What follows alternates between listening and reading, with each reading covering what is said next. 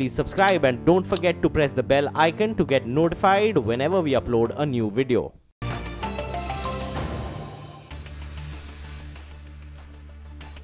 Check of how the traders fared on Dalal Street today.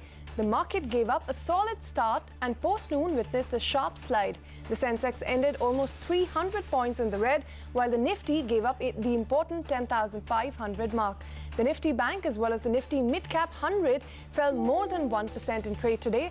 This, remember, was the second consecutive day when both of these indices dragged the overall markets down. Anuj Singhal, as always, is standing by to take us through the day's trading action. Anuj, a collapse after the initial power play for the markets. Bad day for the market, and I'm not saying that because the Sensex was down about 290 points. That can happen any day. Bad day because once again the global cues, the limited global cues were extremely positive. Once again we had a gap up and a decent gap up, and that was sold into, and once again it was the banks which led the market down today as well. And mid-cap saw second day of brutal sell-off. In fact, for 2 days running now, the advanced decline has been at about 1:5. In terms of banks that did underperform today, stocks like Yes Bank, IndusInd Bank, but the real blow came from SBI and ICICI Bank. Other index losers today included names like Tech Mahindra, Eicher Motors and Maruti, which really has been a problem point for market. Eicher and Maruti starting to underperform. Reliance, Tata Steel were the other losers. On the F&O side, there were some losers like Apollo Hospital, Sun TV, Jindal Steel, SAIL, Century Textiles and Motherson Sumi. So these were a couple of stocks which were going down. On the way up, couple of gainers really, Ambuja Cement, Infosys and also Cipla. But all in all, this has been a week of underperformance of Indian market, and next week is expiry. Will be crucial to see if this week's low is broken or do we have some short covering. Will be interesting to find out. Absolutely, Anuj. Thank you very much for joining us on the show. Now, on to the latest in the Singapore Exchange versus Indian Exchanges case. MSCI has condemned the move made by Indian exchanges to cut off supply of data to the SGX. The index creator and manager says the move is negative with respect to accessibility of the Indian equity market for international investors. Now, MSCI says the restrictions are inconsistent with the practices of any other market in their emerging market index series and could result in unprecedented trade disruptions in markets around the world. Now, it's been 3 straight days since Punjab National Bank disclosed that a fraud worth 11,400 crore rupees had allegedly been perpetrated by jeweler Nirav Modi and insiders at a Mumbai branch. The stock has been punished for a 3rd straight day in a row to hit and now has hit a 52-week low. Now, while we learned that Nirav Modi may currently be in New York, the Ministry of External Affairs has suspended his passport along with that of Mehul Choksi for 4 weeks. The Enforcement Directorate has also turned on the heat. It has issued summons for the appearance of Nirav Modi and his business partner Mehul Choksi under the Prevention of Money Laundering Act. The two have also been given a week's time to depose. A Finance Ministry official in the meanwhile has also told CNBC TV18 that they will start a probe on the 36 firms linked to Gitanjali gems post the PNB scam. This even as the CBI has registered a fresh FIR against Gitanjali group of companies. The fresh CBI FIR involves 143 LOUs and 224 foreign letters of credit. These are separate from the 150 LOUs relating to the FIR that was dated 31st January 2018 in the earlier 280 crore rupee scam. Now, separately, banks have also come out with details of their exposures in the scam. Bank of Baroda has told CNBC TV18 that they don't think the exposure is above 425 to 450 crore rupees. SBI has disclosed it has an exposure of $212 million or around 1360 crore rupees. Now, for more on that, I am joined by my colleague Timsy Jaipuria and Utkarsh Chaturvedi, both of who have been tracking different aspects of that story very, very closely. Timsy, coming to you first, you've been following all the developments at the Enforcement Directorate. What action has been initiated on these complaints against both Nirav Modi as well as Mehul Choksi now?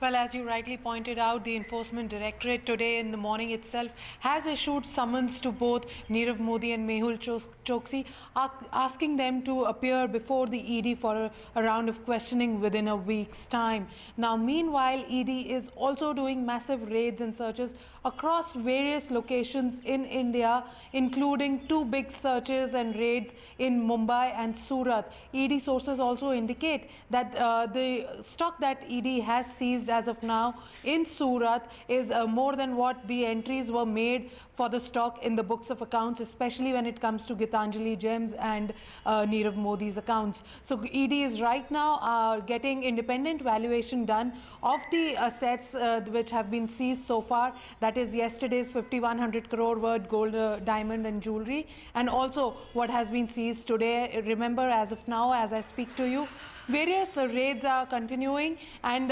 government is right now getting evaluation done of both immovable and movable properties of both Nirav Modi and Mehul Choksi across India.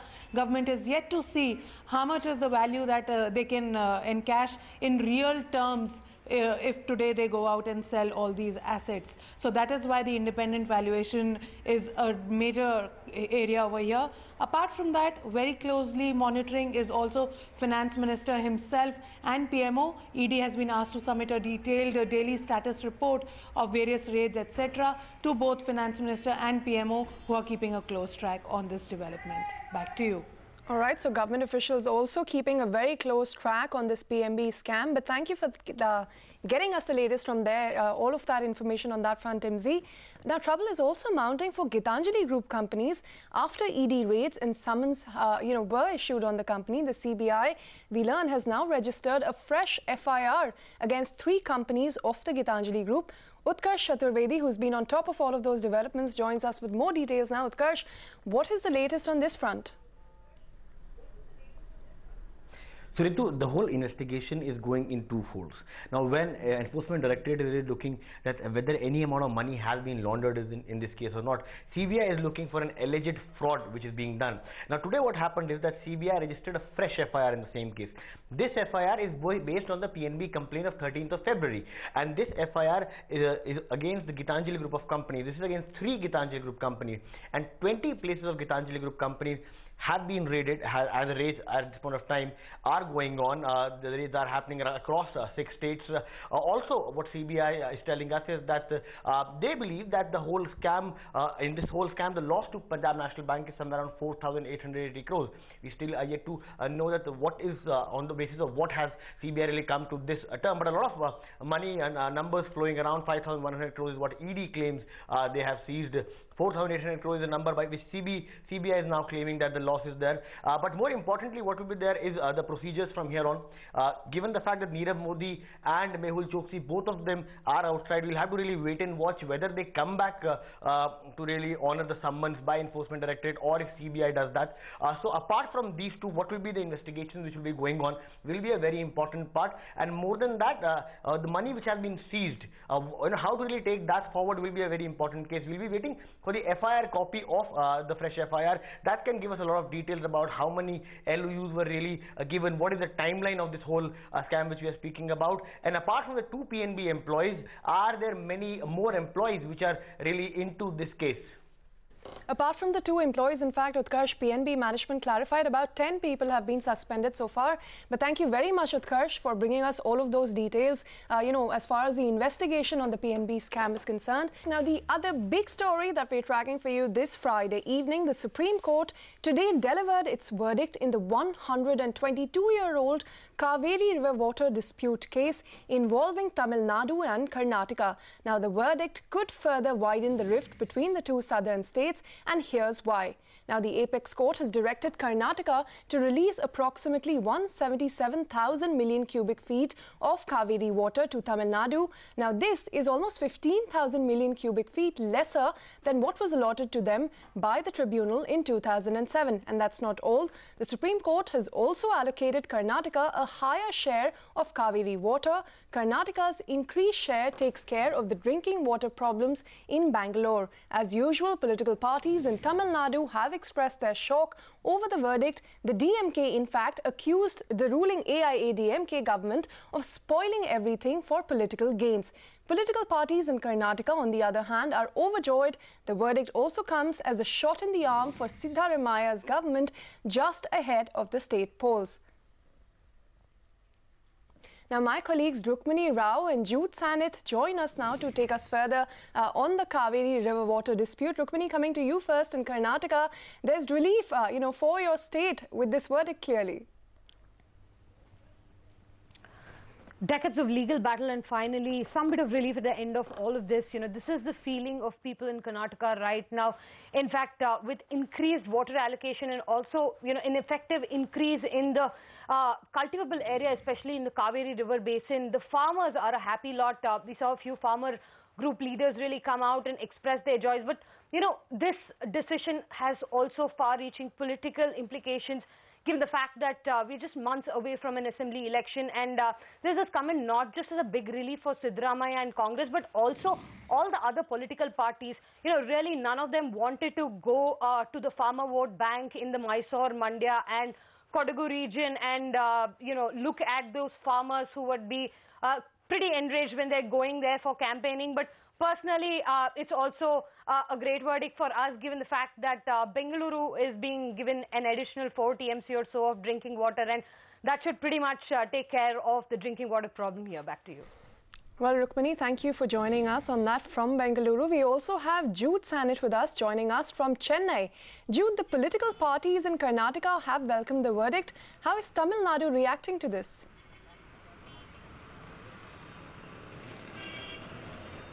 Well, it's quite the contrast here in Tamil Nadu, Ritu, largely because there is an air of overall confusion, uncertainty and shock, to say the least. Now, that's largely because Tamil Nadu, remember, is being given 14,000 million cubic feet less than what the earlier rulings were. And that essentially has also meant that the AIADMK, which was hoping, remember, for a favourable verdict from the Supreme Court, in order to revive a faltering image as far as their party is concerned in the post-Jayalalitha era, has been left especially disappointed. So reacting to the verdict, the Tamil Nadu Deputy Chief Minister and convener of the AIADMK, O. Pannirselvam, said that of course he was shocked, but all farmers, he appealed, should remain calm. Senior AIADMK leader V. Maitri and also Rajya Sabha MP said that the time was also ripe for an urgent constitution of the Kaveri Management Board. But the opposition party, the DMK, is not pulling any punches in its criticism of the AIADMK. In fact, Stalin, MK Stalin, of course, the working president of the DMK, said that the people of Tamil Nadu feel cheated by the ruling government, also adding that the need of the hour was for the government to constitute an urgent meeting between all parties and various farmer associations in the state. Not to be outdone, actor-turned-politician Kamal Hassan, while admitting that it was indeed a shock for the state and all its people. The one silver lining, of course, is the fact that the Supreme Court did observe that as far as rivers are concerned, they are a national resource rather, and cannot belong to and cannot be seen as property of just one state. So there's been overall confusion, disappointment amidst just that tiny glimmer of some hope. Back to you. All right, Rukmini and Jude, both of you, thank you very much for joining us with this very important verdict for the states of Tamil Nadu as well as Karnataka. Straight onto a CNBC TV18 exclusive now, we learn from sources that the race for the IRDA new chief has entered the final lap. The selection committee, we understand, has shortlisted 8 candidates and they will be interviewed over the next 3 days. Remember, the current chairman, T.S. Vijayan, retires on the 21st of February, leaving that post vacant. Yash Jain joins us now with a list of the shortlisted candidates. Yash, take us through what you've picked up. Well, the race for the next IRDA chairman is getting increasingly interesting as we move closer to that date of February 21st when the current IRDA chairman retires. Now, the latest that we're given to understand here is that the selection committee headed by the cabinet secretary P.K. Sinha has shortlisted around 8 candidates for the position of next IRDA chairman. And in terms of the candidates which have been shortlisted from the insurance industry, we are given to understand that Mr. G. Srinivasan, who is the chairman and managing director of New India Assurance, as well as very interestingly V.K. Sharma, who is the current LIC chairman. These two have been shortlisted for the position of next IRDA chairman. Also, if you talk about the bureaucratic circle, from there Mr. Rajiv Sharma, who is the chief secretary for the state of Telangana, as well as Ratna Prabha, who is the chief secretary for the state of Karnataka. These two have been shortlisted for the position of next IRDA chairman. From this point, we're given to understand that there will be an interview process for these shortlisted candidates, which will happen over the next 3 days, and a final call on the name of the next IRDA chairman may be expected anytime post February 18th. Now, VK Sharma and G. Srinivasan have replied to CNBC TV18 stories saying that it's quite premature to comment as they do not have an official government confirmation on the same, and Rajiv Sharma and Ratna Prabha could not be reached out for a comment. All right, Yash, thank you very much. That's the latest in the IRDA chief's top post. Now, on to a CNBC TV18 exclusive news break we're bringing to you right now. India is trying to jumpstart the World Trade Organization talks, and Ritu Parna Bhuyan, who has broken that story, joins us now with more details. Ritu, last time around, the WTO talks failed because of US playing spoilsport on some of India's demands. What is the latest in this case now?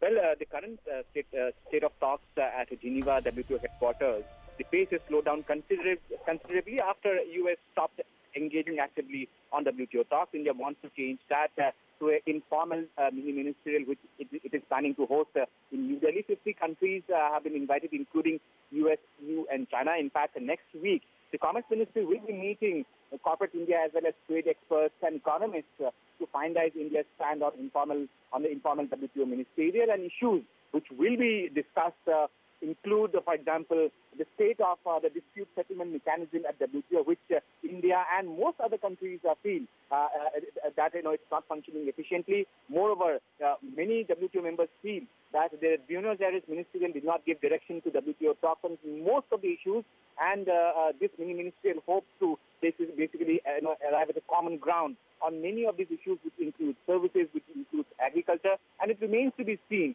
if India achieves its purpose of giving momentum to the WTO talks at Geneva. With that, it's back to you. All right, Rituparna there with the latest on India trying to kickstart WTO talks. But on that note, we're completely timed out. It's a wrap on this edition of After the Bell. Stay tuned to CNBC TV18.